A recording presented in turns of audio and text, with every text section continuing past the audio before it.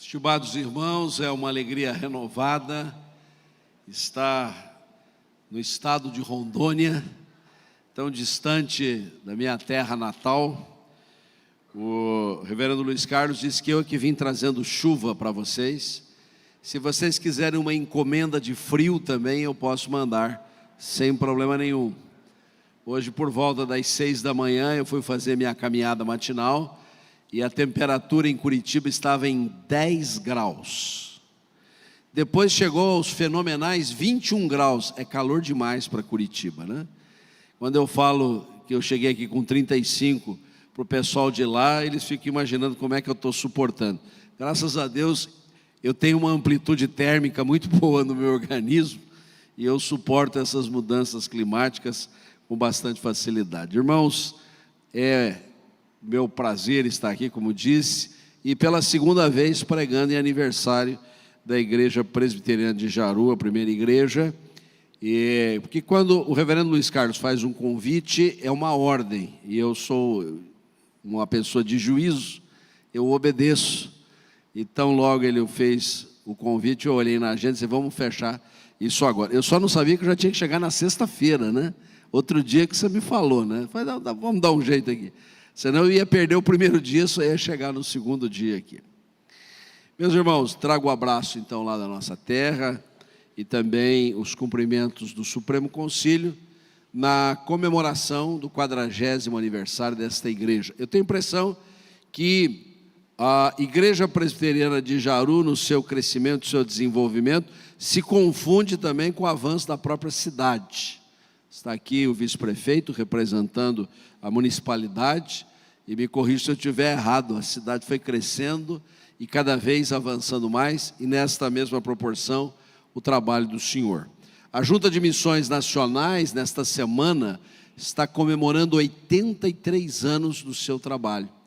E nós sabemos a importância do trabalho desse órgão missionário da Igreja Presbiteriana do Brasil, na região centro-oeste, maiormente no estado de Rondônia, desde os tempos ainda em que era território.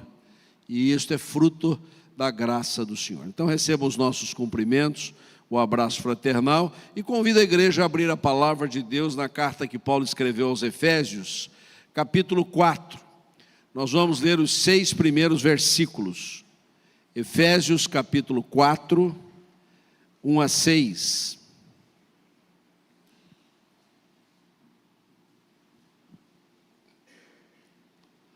Postemos-nos em pé, amados irmãos, acompanhemos a leitura bíblica, que diz assim: rogo-vos, pois eu, o prisioneiro no Senhor, que andeis de modo digno da vocação a que fostes chamados, com toda humildade e mansidão, com longanimidade, suportando-vos uns aos outros em amor, esforçando-vos diligentemente por preservar a unidade do Espírito no vínculo da paz.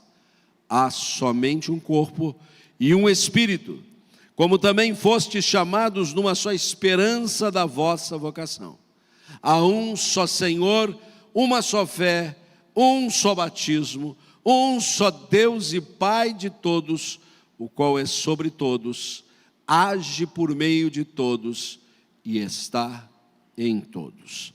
Praz ao teu coração, Senhor, nesta hora, abrir o nosso entendimento, para termos a compreensão espiritual necessária no exame das Escrituras. Nos confiamos ao teu Espírito Santo, que pode retirar as escamas dos nossos olhos espirituais e conceder-nos a visão do alto. Fala aos nossos corações, te pedimos em nome de Jesus. Amém. Vamos tomar os nossos lugares.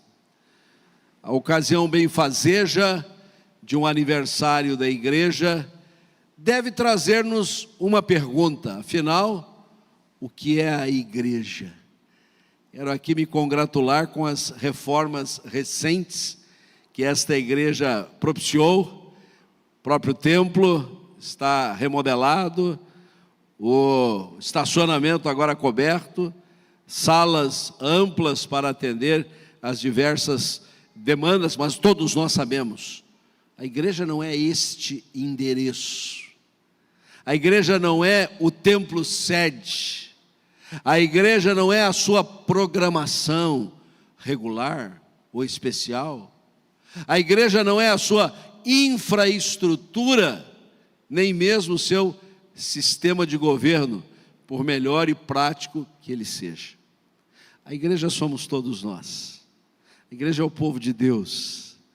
A igreja é o pequenininho que vem aqui agitado para sair para o culto e que na sua oração nos encanta por estar buscando a Deus desde a mais tenra infância. Como também é o mais experimentado. O reverendo Luiz pediu a um irmão que pudesse orar e o chamou carinhosamente de decano, que quer dizer o mais velho, viu, irmão?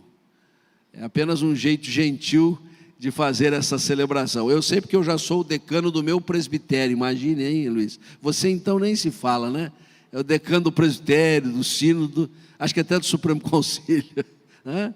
Mas é uma maneira da gente perceber as várias gerações que formam a igreja. Por isso eu não queria perguntar o que é igreja, mas o que é ser igreja. Há uma diferença. Nós estamos aqui querendo nos entender como igreja e perguntamos, como é que a gente é igreja de verdade?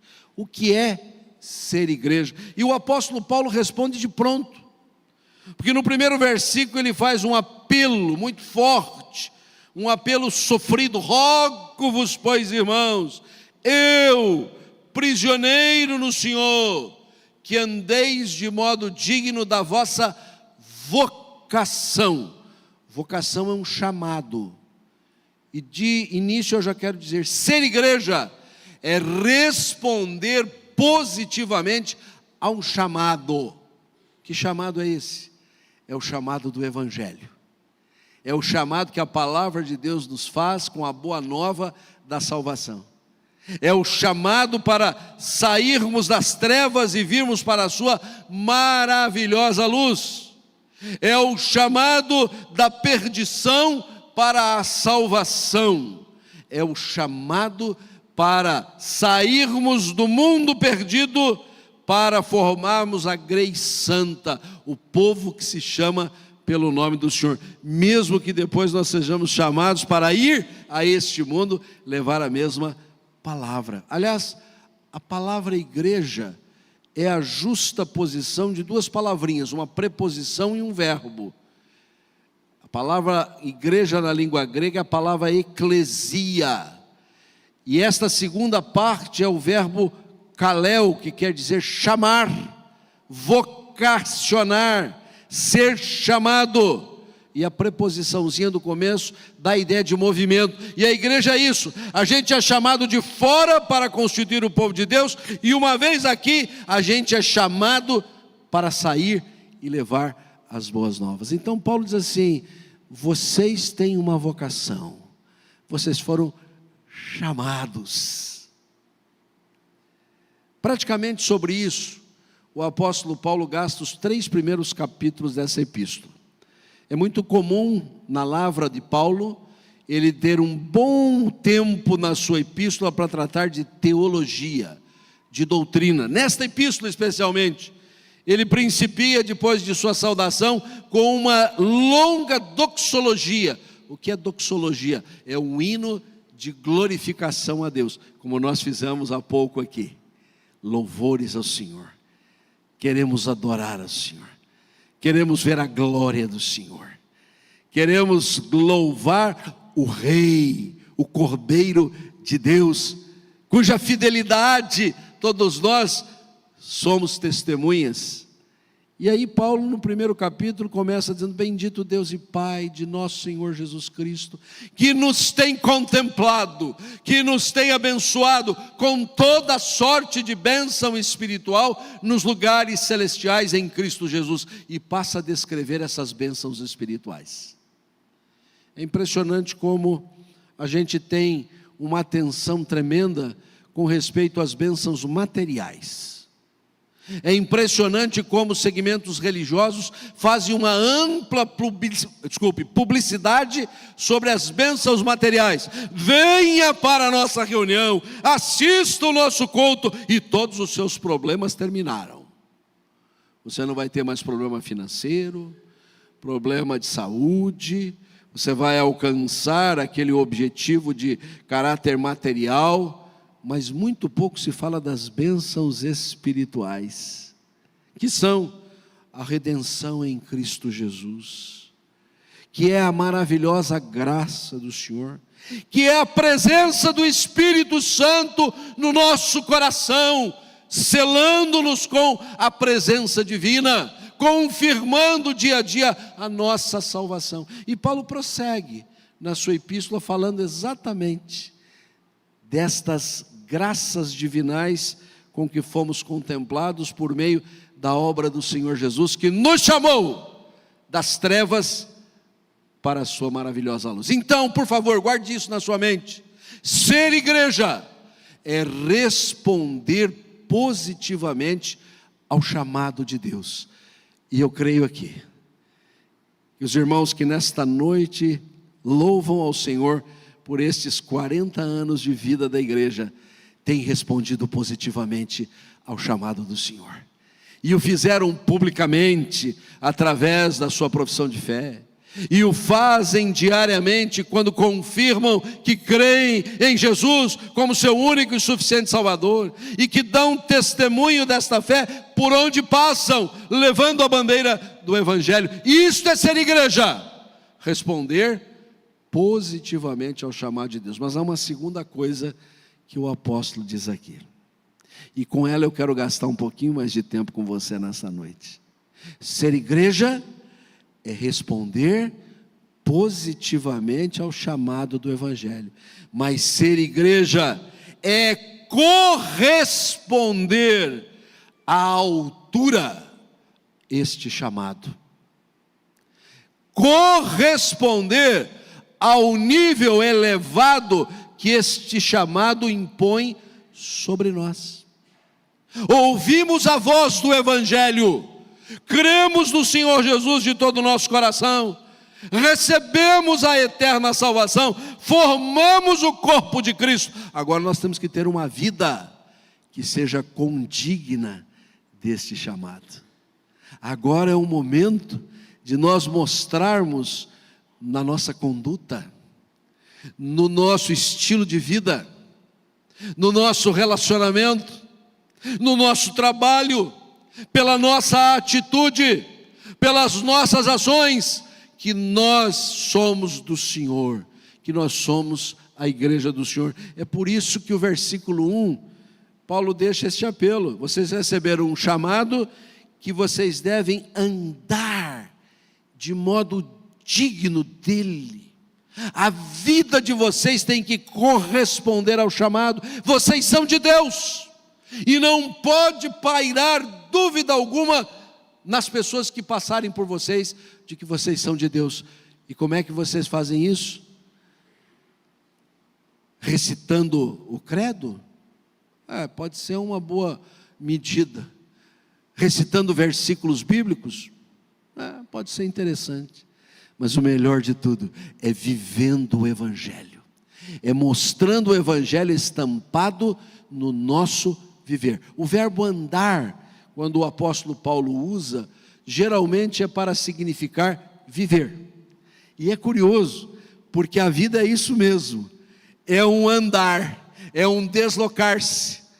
A gente saiu de casa para vir aqui, daqui a gente vai para um outro lugar, e depois você vai para casa ou vai direto para casa. Amanhã você tem que trabalhar, você tem que negociar, você vai para lá, você vem para cá. A vida não é estática. Eu falei há pouco, bem cedinho eu estava andando na minha cidade gélida. Deus me permitiu tomar um voo até Cuiabá, depois outro até Ji-Paraná, e estava lá na limusine o reverendo Luiz Carlos me esperando para me trazer até esta querida cidade. Mas eu tive que andar, eu tive que me deslocar.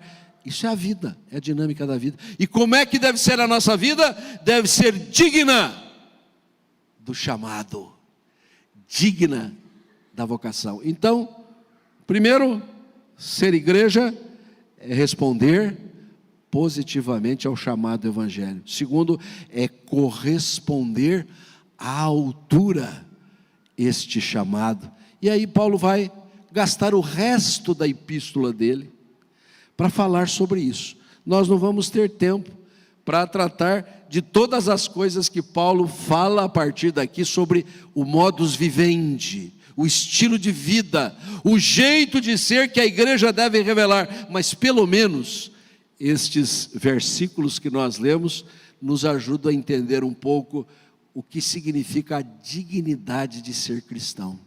Então eu quero dizer que este chamado do evangelho requer de nós, em primeiro lugar, um completo despojamento. Guarde na sua mente: chamados pelo evangelho para sermos igreja do Senhor, este evangelho requer de nós um completo despojamento, porque é isso que Paulo diz na sequência.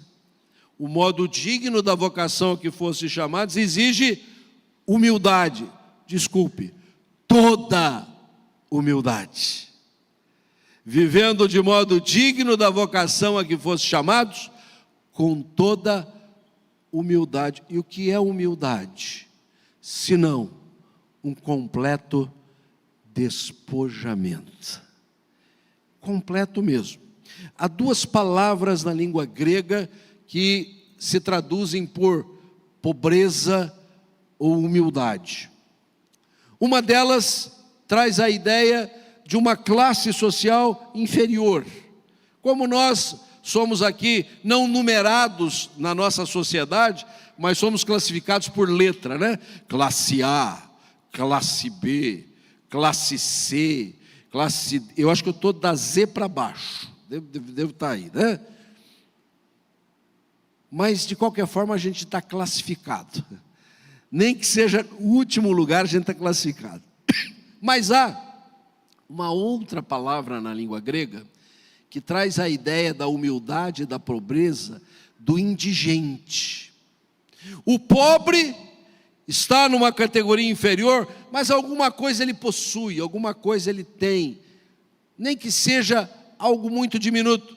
Mas o indigente, ele não tem nada, ele está absolutamente vazio.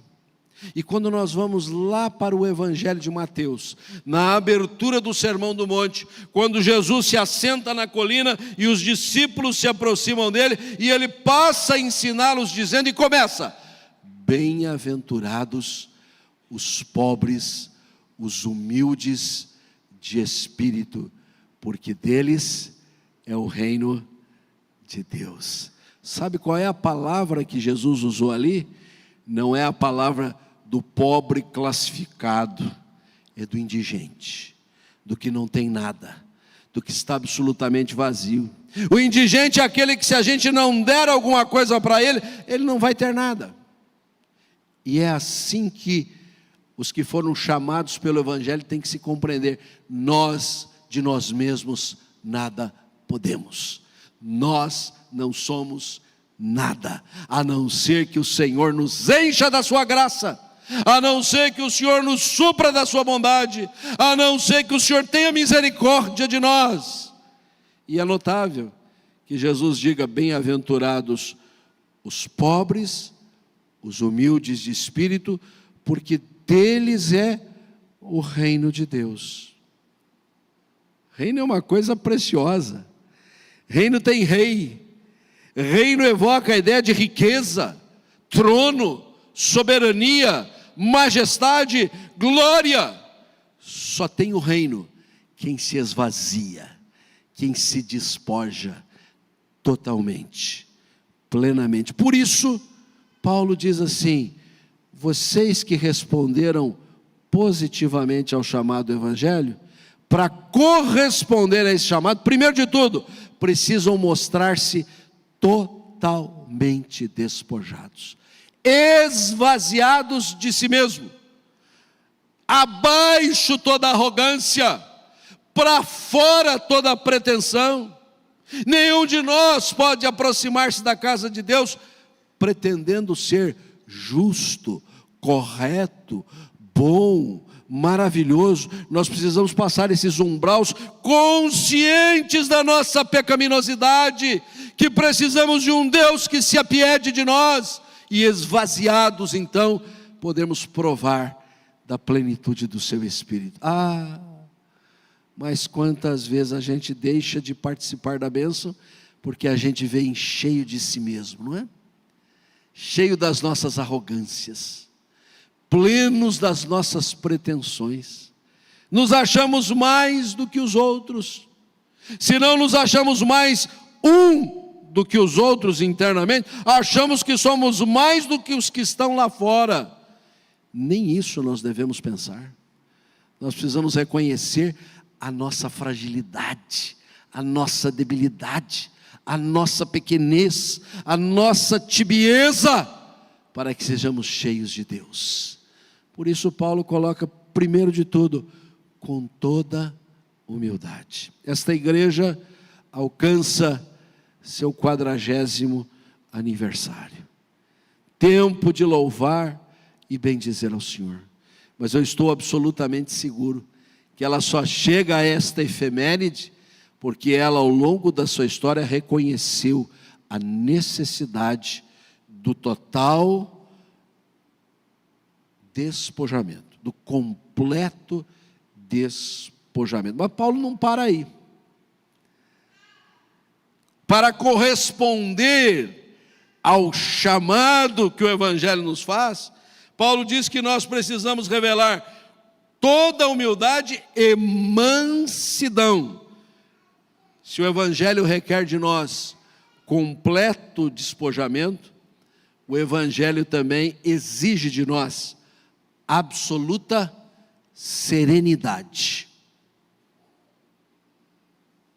Fomos chamados das trevas para a maravilhosa luz. Que Deus de graça e bondade. Esvaziamo-nos de nós mesmos para sermos cheios do Senhor. E o Senhor nos enche também da sua mansidão. Aliás, Jesus, depois de dizer bem-aventurados os pobres, porque deles é o reino, bem-aventurados os que choram, porque serão consolados, e disse, bem-aventurados os mansos, porque herdarão a terra. Mas também em outro lugar, Jesus disse assim, vinde a mim, todos que estáis cansados, sobrecarregados, e eu vos aliviarei. Tomai sobre vós o meu jugo e aprendei de mim, porque eu sou manso e humilde de coração. E assim achareis descanso para a vossa alma. Aprender de Jesus.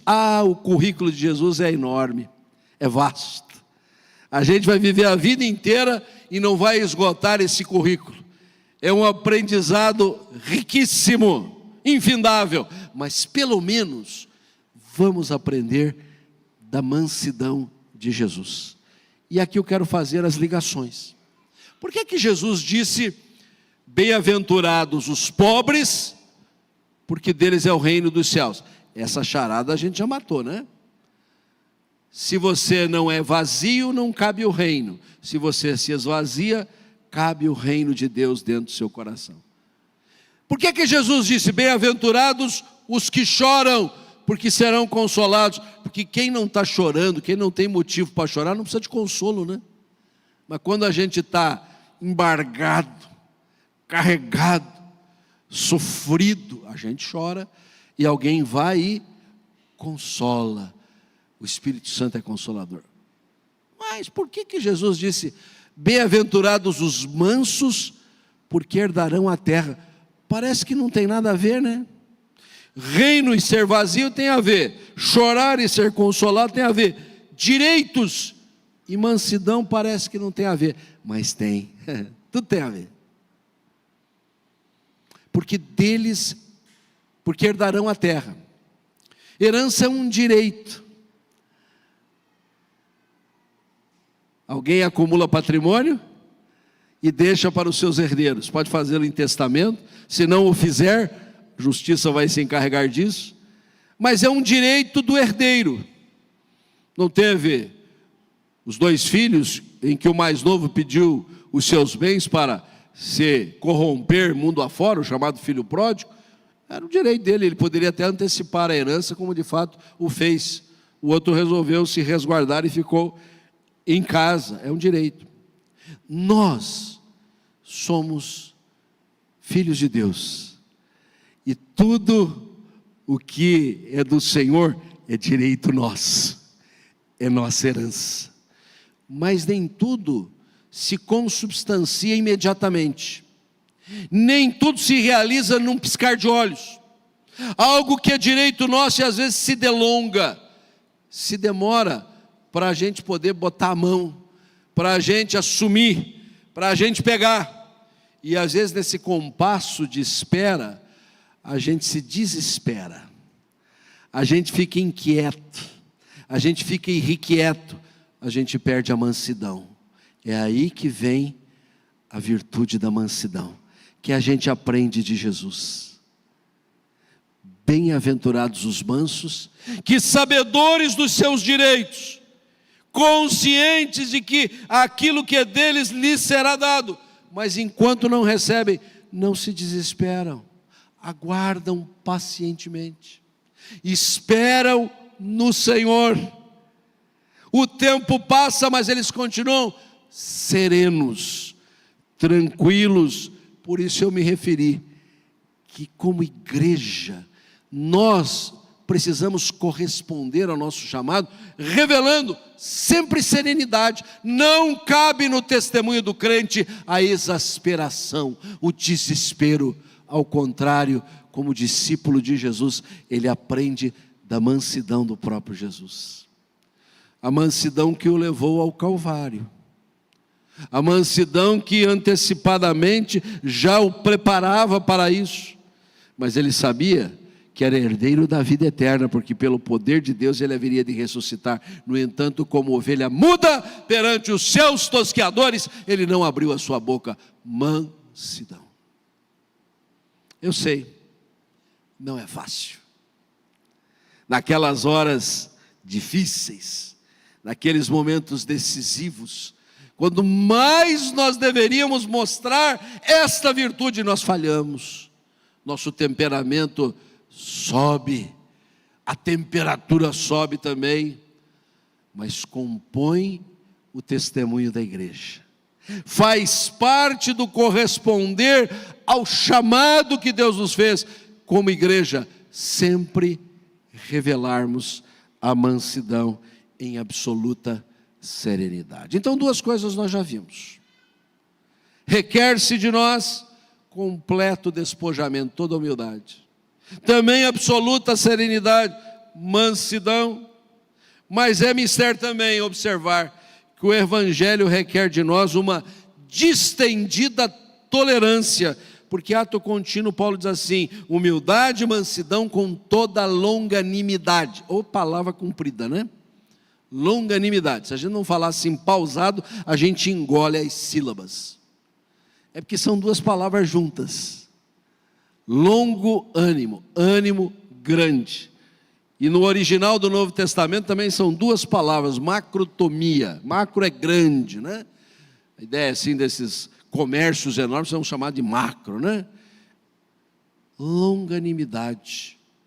Um ânimo, uma alma distendida para conviver uns com os outros, para tolerar um ao outro, para respeitar um ao outro. Longanimidade tem a ver com os nossos relacionamentos. E na igreja não pode faltar longanimidade. Sabe por quê?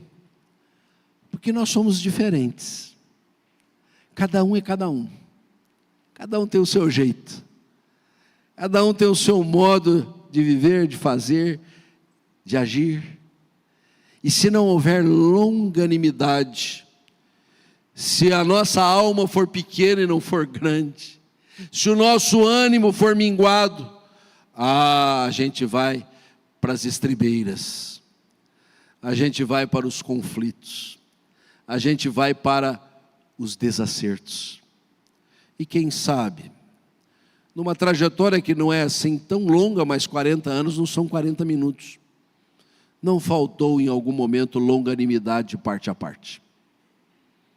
A parte de A para com a parte de B e vice-versa. Segmentos dentro da comunidade que acabaram se confrontando. Talvez seja oportuno, uma ocasião como essa, reconhecer que se faltou longanimidade, é tempo de reconciliação, é tempo de reatar, é tempo de reunificar, é tempo de cultivar aquilo que é tão caro à palavra de Deus, por isso está nas Escrituras. Rogo-vos, eu, o prisioneiro do Senhor, que andeis de um modo digno da vossa vocação. Vocês responderam ao chamado, são de Jesus, agora vivam condignamente. Não excluam a longanimidade. Elogiamos a humildade, auguramos a mansidão, não desprezemos a longanimidade. Mas eu quero falar de uma quarta coisa ainda. Porque Paulo diz assim: suportando-vos uns aos outros em amor. Ser igreja é corresponder dignamente ao chamado, com humildade, mansidão, longanimidade, com despojamento completo, com absoluta serenidade, com distendida tolerância e com amoroso apoio. Porque essa maneira como Paulo apresenta esse tópico é muito interessante. Suportando-vos uns aos outros. Esse verbo suportar, muitas vezes nós o usamos no sentido pejorativo, né? Eu tenho que aguentar fulano. Eu tenho que me resignar e aceitar as coisas como são, mas assim a gente faz assim, está com cara feia. Mas suportar não quer dizer isso, não.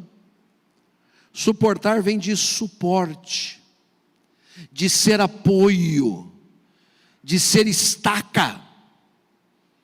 Tem uma turminha que está ali embaixo da galeria, né? A galeria ainda não está ocupada, e eles estão muito confiantes, estão muito tranquilos, de que a galeria não vai cair na cabeça deles. Por quê? Porque estão as colunas ali, suportando, segurando as vigas, ou estão colocadas nas vigas, junto com toda a laje que está ali em cima. Sabe, você e eu fomos chamados como igreja para ser apoio, suporte um para o outro. Todos nós, numa ou noutra medida, somos suporte uns para os outros. Você é o meu apoio, como eu posso ser o seu apoio, e assim mutuamente vamos nos suportando. É por isso que a igreja está em pé. Se está em pé o edifício por causa dos pilares, das vigas, a igreja está em pé porque cada um assume o seu papel de ser um apoio. E apoio é decisivo quando os momentos são críticos. A gente falar que é apoio um para o outro, assim como um discurso, uma palestra, um sermão que a gente profere, é uma coisa, mas quando alguém está padecendo, quando alguém está sofrendo, quando alguém está passando por horas dificílimas, por crises agudas, e você estar ali ao seu lado, e você estar como que debaixo dele, sustentando, é o que faz diferença na igreja. E eu queria aqui talvez passar em revista, cada um de per si que faça o seu exercício. Quantas vezes você foi suportado por alguém? E lembrar-se com gratidão a Deus dessa vida preciosa. Quem sabe um irmão mais experimentado da igreja que foi bênção na sua vida para apoiá-lo. Quem sabe até um mais jovem, novato na fé, mas pela sua companhia, pela sua presença ali, foi o seu suporte. E quantas vezes você também foi instrumento de Deus para apoiar outrem e fazê-lo com amor. Por isso não se trata de um suporte, um apoio qualquer, é um amoroso apoio, suportando-vos uns aos outros em amor. Porque se a gente quer ser apoio e suporte reclamando da vida, aí chega no encontro dominical e dá o relatório, essa semana foi difícil, tive que ir lá na casa do irmão, aguentar as conversas que ele tinha para me contar, mas eu sou suporte, né? Eu sou apoio. Não houve amor nenhum. A gente faz isso com o espírito de amor, revelando amor. Como é o nosso bendito Salvador, que nos suporta a todos na cruz. Quando divisamos a cruz, não percebemos ali senão a estrutura que se conecta numa haste vertical e numa horizontal, mas ali estamos todos apoiados para a redenção. Foi o instrumento que o nosso amado Senhor encontrou para nos dar apoio. E não há maior amor do que este, de alguém dar a sua vida em favor dos seus amigos. Devemos, na mesma sorte, seguir-lhe o exemplo. Então, meus irmãos, a boa teologia nos ensina que fomos chamados para sermos igreja.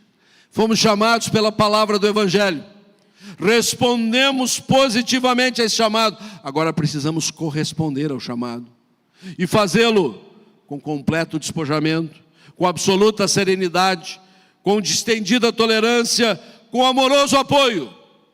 Mas a gente não pode terminar essa mensagem dizendo que é um quinto e último aspecto ressaltado por Paulo, que é tendo foco na unidade. O Evangelho requer de nós que somos igreja. Ser igreja é ser o povo de Deus, ter os nossos olhos focados na unidade da igreja. Por isso ele prossegue do verso 3 em diante: esforçando-vos diligentemente por preservar a unidade do Espírito no vínculo da paz. Até aqui por enquanto. Primeira coisa é que a unidade não é criada pela igreja, a unidade é de Deus. A nós só foi dada a missão de preservá-la. E nesse sentido eu costumo dizer, se a gente não atrapalhar, a gente já está ajudando muito. O problema é que a gente atrapalha muito. Deus nos deu a unidade e a gente faz questão de levantar as nossas bandeiras de divergência. Deus nos fez um só povo, mas a gente gosta de dizer que é um povo mais tradicional e um povo mais contemporâneo, que a gente é um povo mais para esse lado, que a gente é um povo mais para aquele lado. Não existe isso. A igreja é uma só. Meus gostos, minhas preferências, minhas predileções não servem para nada. Graças a Deus nós somos diferentes, e é na somatória disso que se faz a igreja.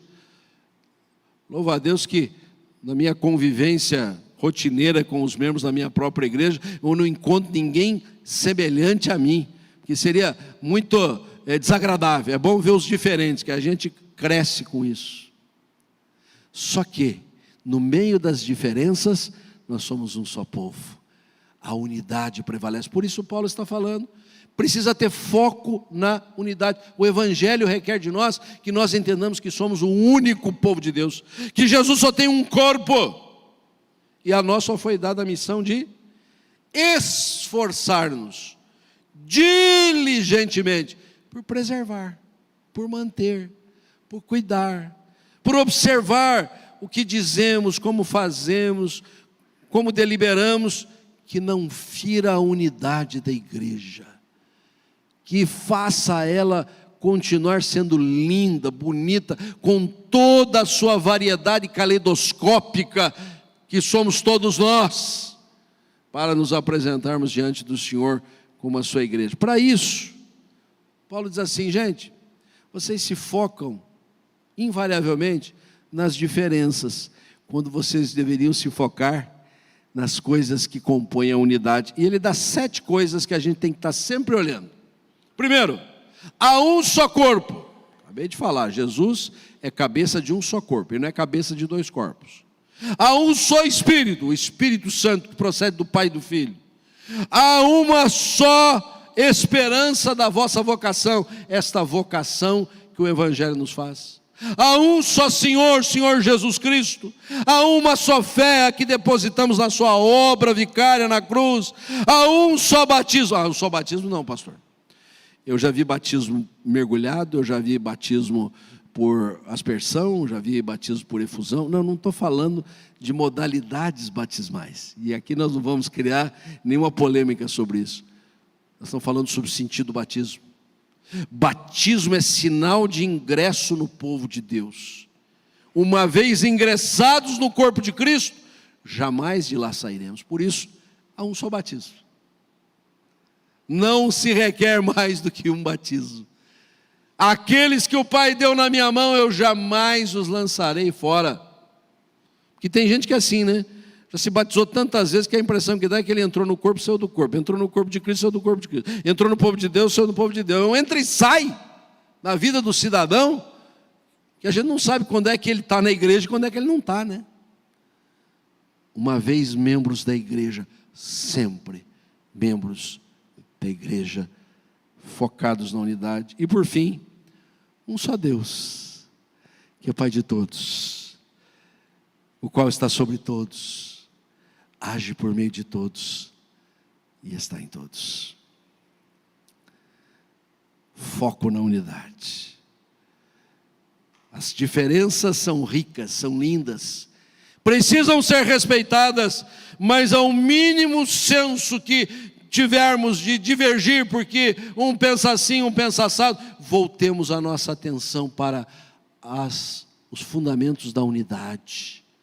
Um só corpo, um só Espírito, um só Senhor, uma só fé, uma só vocação, um só batismo, um só Deus e Pai de todos.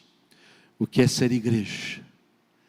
É responder positivamente ao chamado do Evangelho, mas é também corresponder dignamente, à altura a esse chamado, o que passa por essas realidades que a palavra de Deus nos deixou nesta noite. Parabéns mais uma vez, Igreja Presbiteriana de Jaru, que tem ao longo dessas 4 décadas e mais um pouco dos começos do trabalho, buscado ser de fato a Igreja do Senhor Jesus. Que Deus vos abençoe. Amém.